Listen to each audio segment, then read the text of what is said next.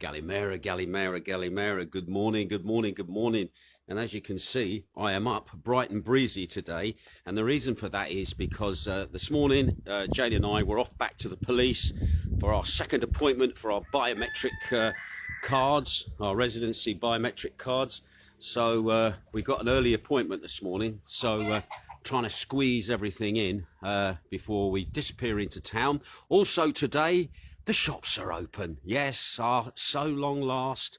We've been waiting and waiting. The shops are open, so we're looking forward to going around town and actually being allowed into a shop. No click and collect for us here in Zakynthos. We can go into the shops despite rules on social distancing, which, to be honest, we'll just abide the rules. We'll wait our turn to go in, wherever it may be that we decide to go in.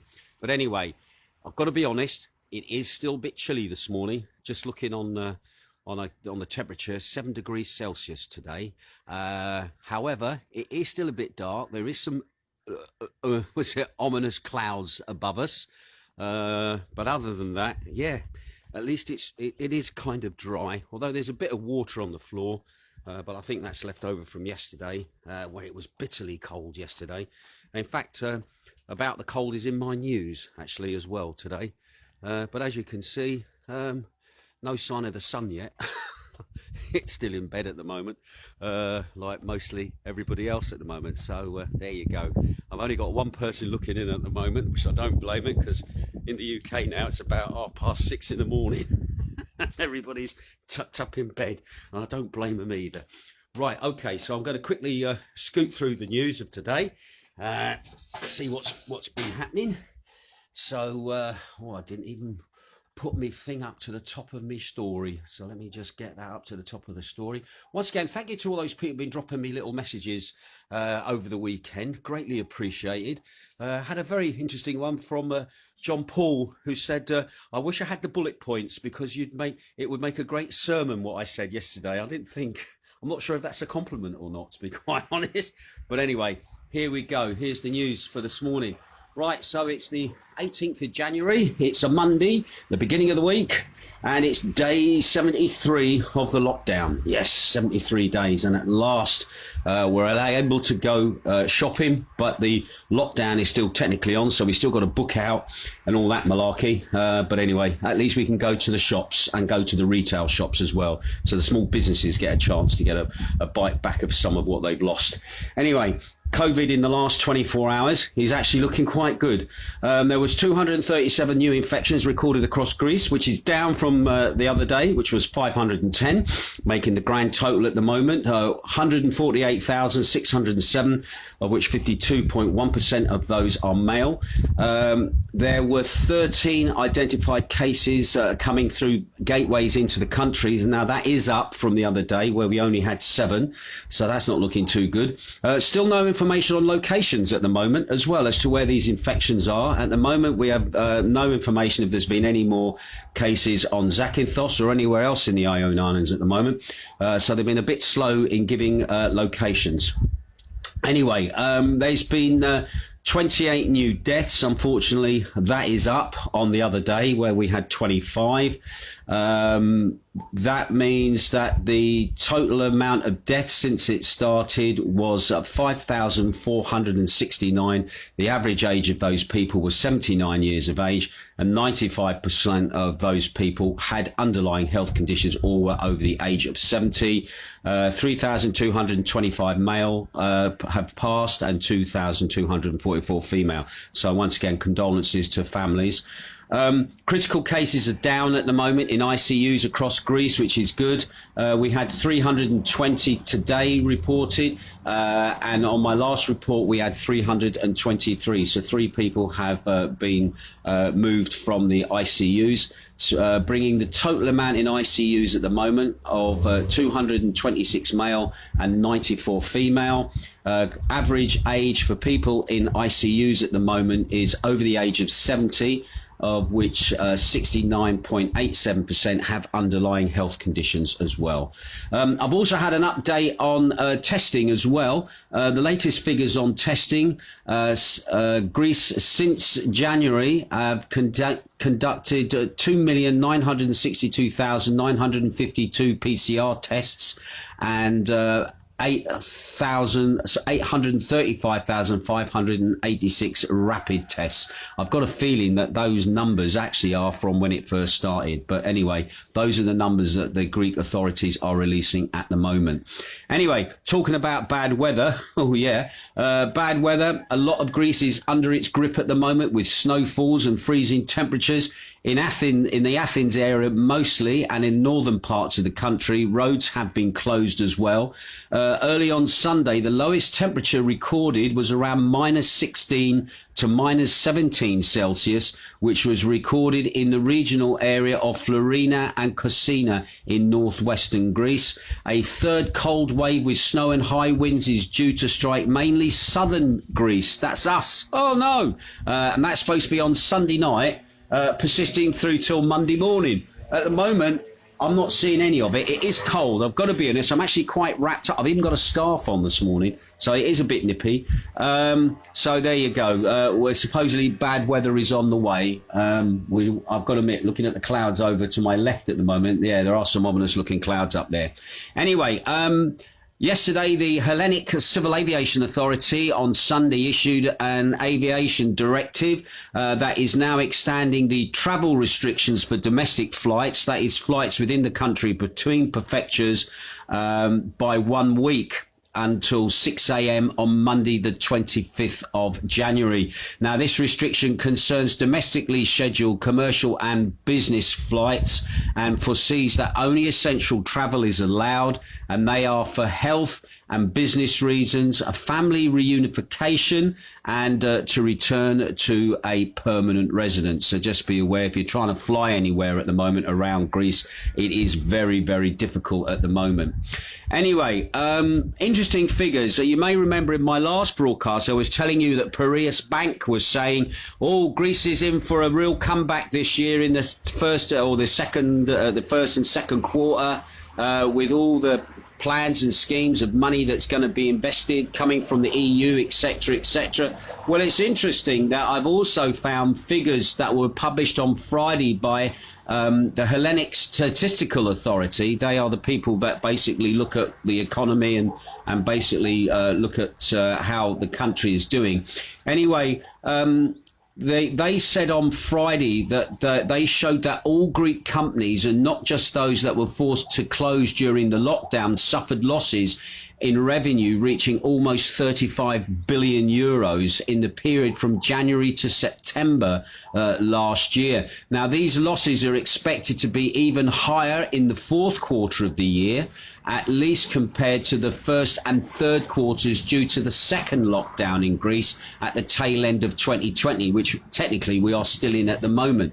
Now, during a period that is traditionally characterized by increased consumption, because obviously you've got Christmas and New Year and all that, and people are spending money.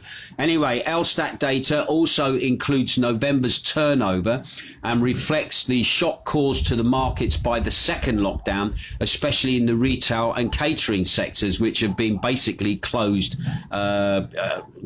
for God knows how long now, at least for 73 days. Anyway, retail was suspended as of November the 7th. Saw turnover reduced in November by 38.5% compared to November the year before. Now, catering businesses whose operation had been suspended since November the 3rd saw a drop of 54.1% in November compared to the same month in 2019.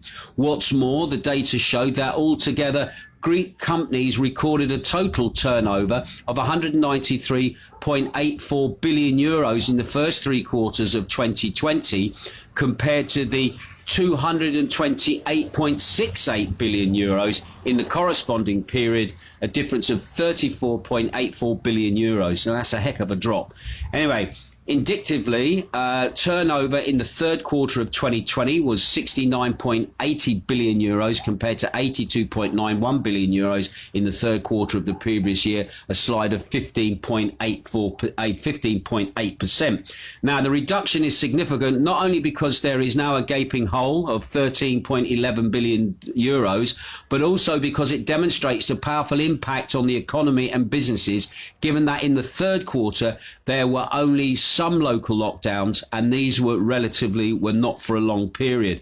Against this backdrop, Prime Minister Mitsotakis announced on Friday in Parliament that the coverage provided by the state of 80% of the rent that businesses pay will be extended for another month until February. You may remember I reported that certain people can get 80% of their rent paid through the state to obviously keep their building accommodation and keep that turning and burning. Anyway, further unemployment benefits that have been expired are being extended for another 2 months. So basically, those people who are on ICA, it looks like you're going to be getting an extra 2 months ICA to correspond with the lockdown and the loss of earnings for businesses.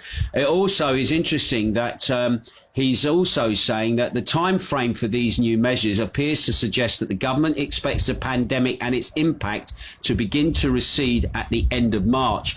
I think this is gearing us up for basically our lockdown is going to continue till the end of March. Now, normally the end of March here in Zakynthos, we would be starting our direct flights with the UK. So hopefully, maybe we might see those return towards the end of March. But anyway, we'll keep an eye on that. And finally, I've got a bit of good news, all right?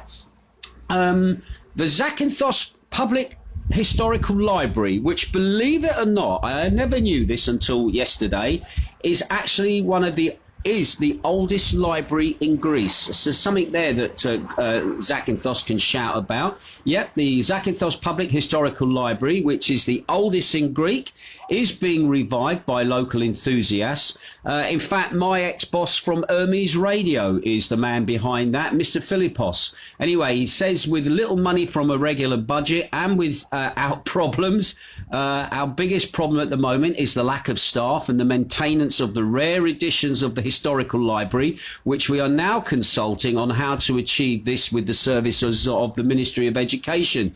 We are trying to generate interest from private sponsors and to certain functions and raising money through certain functions of the library.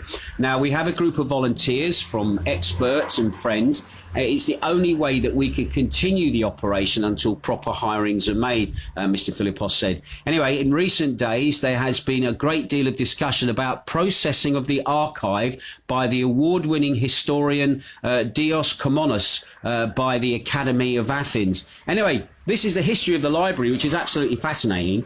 The library was first established in 1628, all right? That's a long time ago, by then the Venetian governor, whose name was Thomas Phleganis. Now, he donated 200 books to the community of Zakynthos, and in those days, books were rare and very expensive, all right? It was then officially founded in 1803 by the Ionian state. The library obviously then became part of the Ionian state.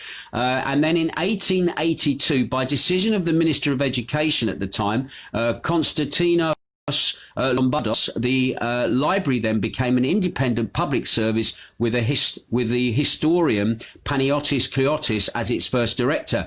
It was then enriched with books from donations and included archaeological and monetary collection and also a gallery.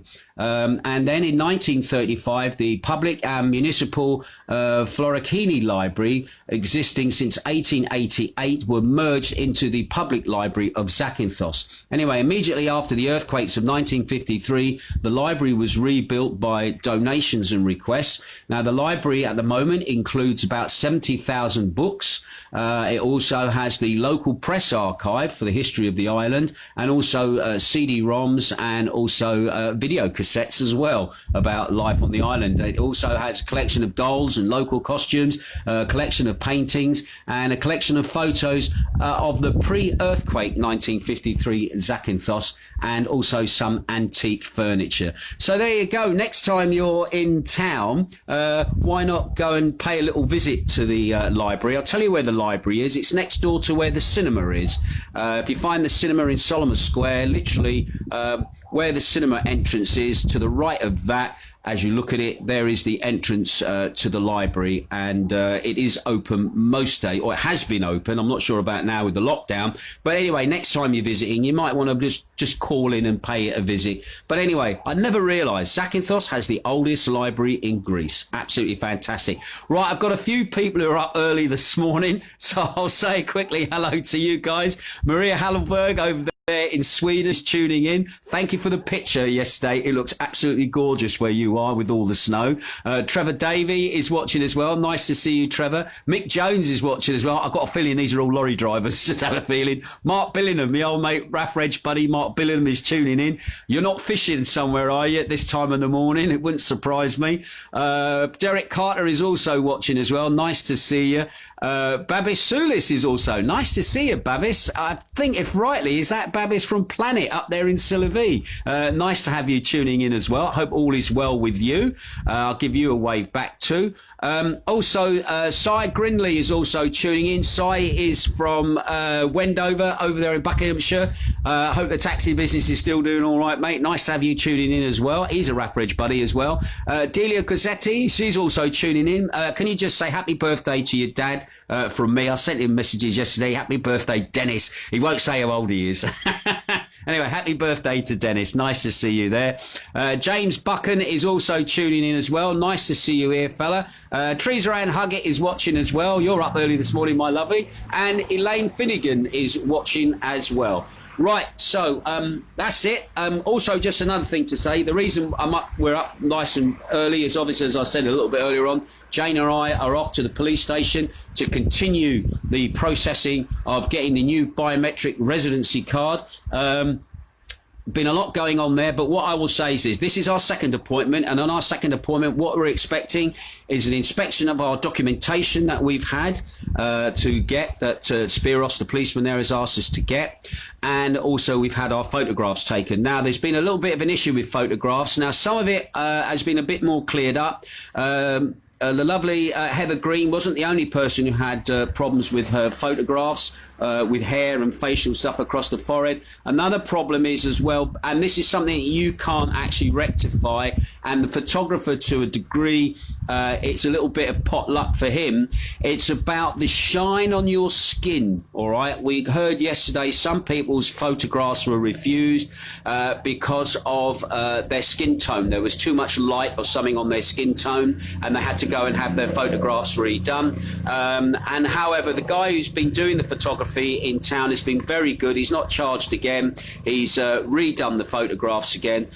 So again, Jane and I are hoping that our photographs that we had done are going to be good enough. Now, once those photographs are checked, you then will go upstairs in the police station, where you will then book another appointment to have your fingerprints then taken for the biometric card. And interestingly, there's been a bit of an issue about the health and safety as regards the taking of the fingerprints. So hopefully that has been sorted by now, and I'll let you know tomorrow as to how this trip has gone on, and hopefully that we're through to the next stage, which will be finally giving the fingerprints and then obviously waiting for the biometric card to turn up whenever it turns up.